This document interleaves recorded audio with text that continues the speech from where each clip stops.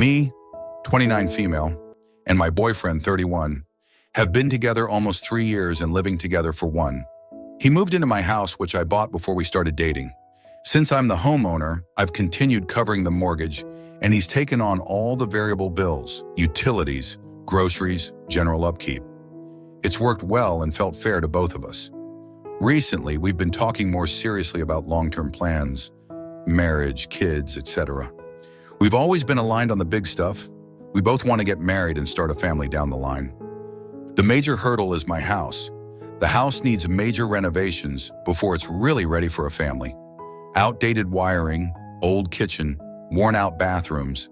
The whole thing needs a big overhaul.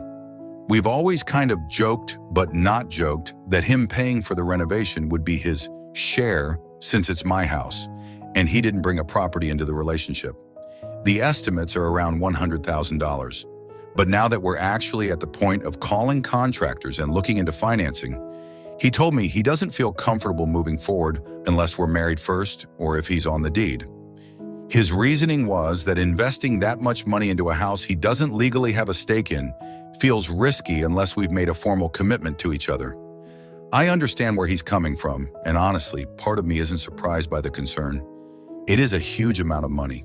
But my gut reaction wasn't great. To me, tying a lifelong commitment to a financial project makes the whole thing feel less special. Not that he demanded a timeline or deadline. He didn't. But it does shift the energy. Instead of a romantic moment happening naturally, it suddenly feels like a step we have to take to unlock the next stage of home improvement. Also, I do want to consider the possibility of this relationship not lasting, since it's still relatively fresh, and I do not want to be legally tied to him at that point. The morning after we talked, things were awkward. He seemed unsure if he'd said the wrong thing. I felt defensive without wanting to be. It was just weird. Now I'm stuck wondering if we hit a normal relationship growing pain, or if this is a sign we're not aligned on what commitment means. Is this something couples usually work through?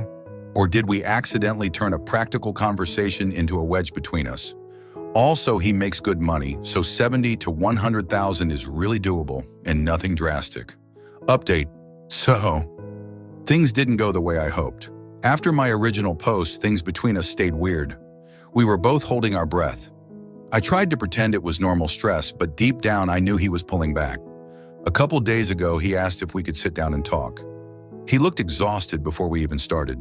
He told me he'd been thinking a lot about the renovation conversation, and not just the marriage part. He said that the more he replayed it, the more he felt like the whole situation put him in the role of a walking checkbook and not a partner. That me expecting him to pour $100,000 into a house that isn't his made him feel like I was asking him to buy his place in the relationship. He said he didn't think I meant to use him, but that intention didn't change how it felt. I was honestly stunned. I never saw it that way. In my mind, the renovation was an investment into our life. I wasn't scheming. I wasn't trying to secure personal gain. I thought we were being practical. I tried to tell him I was willing to rethink all of it, that we didn't need to do the house now, that we could plan differently, that nothing was set in stone. But he just shook his head. He said it wasn't the issue anymore. It was the realization that our entire plan for the future revolved around him putting money into something he would never actually own, and that he'd only voiced discomfort once we were already in the middle of planning. He said he felt stupid for not noticing earlier, and embarrassed that he'd talked himself into believing it was fair. He told me he didn't want to marry someone he was already feeling resentment toward, and then he broke up with me. He packed his things over 2 days. He was polite, calm, almost painfully gentle. I didn't even know what to say. I kept wanting to defend myself and also realizing that, even if I didn't mean to, I had put him in a position where his contributions looked like a transaction. Once he saw it that way, there was no pulling him back. I'm shocked, sad, and honestly a little lost. I didn't think this would be the thing that broke us. But here we are. Comments. Honestly, I don't think you were trying to use him at all. People keep throwing the phrase financially used around like everything is black and white, but relationships are messier than that. You were talking about renovations because you were planning a future together, not because you wanted to extract money from him. You both approached the situation from totally different emotional angles, and neither of you really communicated that early enough. He internalized something that you didn't intend, and you can't control that. Wanting an agreement, wanting long-term commitment, wanting your lives to feel equal, none of that makes you manipulative. I'm sorry it ended, but this wasn't some moral failing on your part. Honestly, this feels like he wanted the idea of marriage but not the actual responsibilities that come with merging lives. If he's not even willing to put money toward improving the home he would have lived in as a husband and father, that's a pretty big sign he wasn't ready for long-term partnership. A real partner doesn't view contributing to the future household as being used. Story 2. I don't even know how to start this.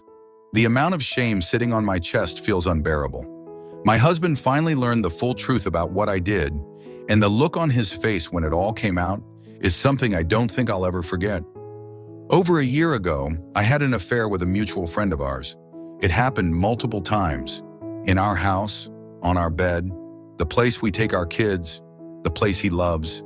And when he asked me about it, which he did over and over, sometimes with tears in his eyes, I lied every time. I denied it so thoroughly I made him doubt his own instincts. Then a few months after the affair, I slept with someone else while drunk.